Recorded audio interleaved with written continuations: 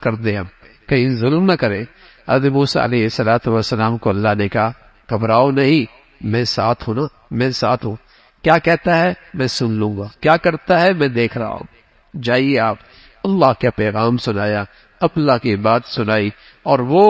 کہنے لگا، اس نے بات کو گھمایا، کہا اچھا یہ بتاؤ ہمارے جو پہلے گزرے ہیں ان کا کیا ہوا؟ فرمایا ان کا علم اللہ کے پاس ہے، اور پھر اللہ کا تعارف کرایا۔ پھر انسان کی تخلیق مٹی سے ہوئی، مٹی میں واپس جائے گا، اور پھر موسیٰ علیہ السلام کو اللہ نے معجزہ دیا، اور معجزے کے بعد پھر اللہ نے تورات دی، اور تورات دینے کے بعد قوم کو اس تورات پہ عمل کرنے کی تلقین فرمائی۔ لیکن جب تورات لینے کے لیے گئے تو پیچھے ایک منافق تھا، ان کے درمیان بنی اسرائیل میں سامری، اس نے قوم کو بت پرستی میں مبتلا کر دیا، اس کا تذکرہ۔ پھر موسیٰ علیہ السلام کے مقابلے میں جادو آئے، ان کو ناکامی ہوئی، وہ ایمان لے کے آئے، اب اپنی قوم کو لے کر رات کو نکلے، اور اس سامری کی وہ سازش جس سے بنی اسرائیل کے اندر شرکی رسوم آ گئی، اس کا تذکرہ فرمایا۔ پھر سامری کی عبرتناک سزا، کس طریقے سے اللہ رب العزت نے اسے عذاب میں مبتلا فرمایا۔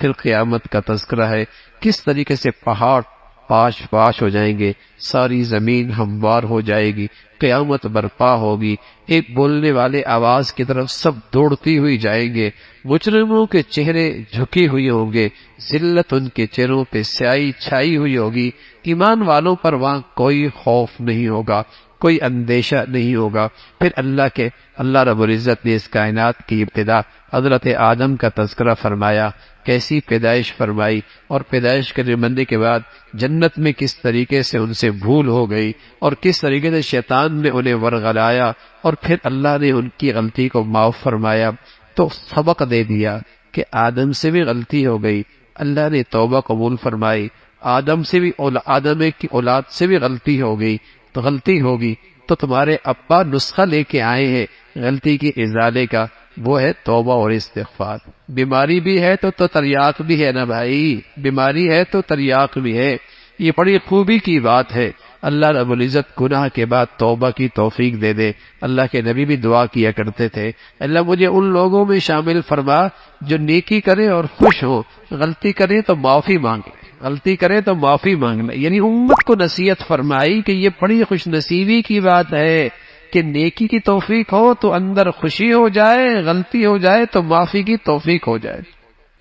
پھر اللہ رب العزت نے قانون بتایا کہ جو بھی قرآن کی اس ہدایت سے اعراض کرے گا ہم اس کی زندگی تلخ کر دیں گے۔ یہ جو خودکشیاں کرتے ہیں یہ جھوپڑیوں والے بھی صرف نہیں کرتے، کچے مکان والے نہیں کرتے، جو معاشی تنگی میں مبتلا ہوتے ہیں وہ نہیں کرتے، جن کی آمدنی نہیں ہوتی وہ نہیں کرتے، بلکہ خودکشیوں میں جاپان دنیا میں دوسرے نمبر پر ہے، یورپ کا ملک پہلے نمبر پر، خوشحال ملک، خوشحال دنیا، اونچی سوسائٹیاں،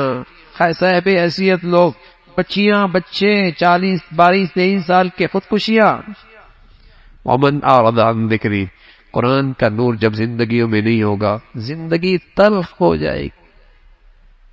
زندگی تلخ ہوئی۔ آپ سوچ سکتے ہیں جو آدمی اپنی جان لیتا ہے اس کی زندگی اندر سے کتنی تلخ ہو، جو اپنی جان ختم کرتا ہے وہ اندر سے کتنا پریشان ہوگا۔ قرآن کا قانون ہے، اللہ کا بتایا ہوا ہے، جب قرآن کی زندگی سے اعراض ہوگا زندگی تلخ ہوگی، اس دنیا چین نہیں ملے گا، سکون نہیں ملے گا، چین نہیں ہوگا، سکون نہیں ہوگا، اور کل قیامت میں ایسے لوگ اندھے اٹھائے جائیں گے اور کہا جائے گا تم دنیا میں ہماری ہدایات سے اندھے تھے نا۔ فرمایا ایمان والوں سے تلقین فرمائی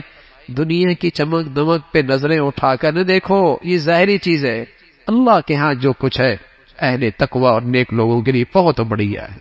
پھر فرمایا خود بھی اور اپنے گھر والوں کو نماز کی تلقین کرو، خود بھی اور اپنے گھر والوں کو نماز کی تلقین کرو۔ اللہ رب العزت نے ہدایت کا پیغام بھیجا تاکہ کل کوئی یہ نہ کہے کہ اگر ہمارے پاس یہ پیغام ہوتا تو ہم گمراہی میں مبتلا نہ ہوتے۔ اللہ نے حجت پوری کر دی، اللہ تعالیٰ نے حجت پوری کر دی، اور پھر بھی کوئی نہ مانے تو انہیں کہہ دو تم بھی صبر کرو ہم بھی صبر کرتے ہیں، ان قریب نتائج سامنے آ جائیں گے، نیکی اور بدی کے، گمراہی اور ہدایت کے ان قریب نتائج سامنے آ جائیں گے، پھر پتہ چلے گا کون گمراہی پہ تھا، کون ہدایت پہ تھا۔ اللہ ہمیں ہدایت کی زندگی نصیب فرمائے۔